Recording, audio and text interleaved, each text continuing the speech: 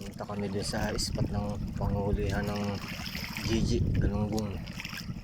Ngayon, ayan o. Medyo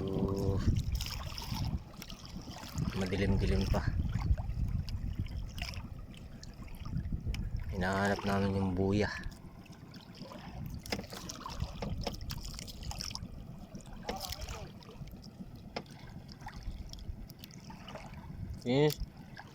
Nasa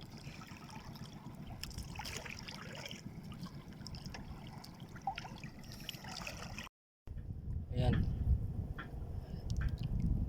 kakonti lang, pero dudung na ako, gugutom na ako ay. Ayan o, malapit na ako sa tabi. Ayan. Hindi ako makapag video kanina. So yun lang guys, maraming salamat sa panunood. Sana paki-follow and share na lang po. Sa muli.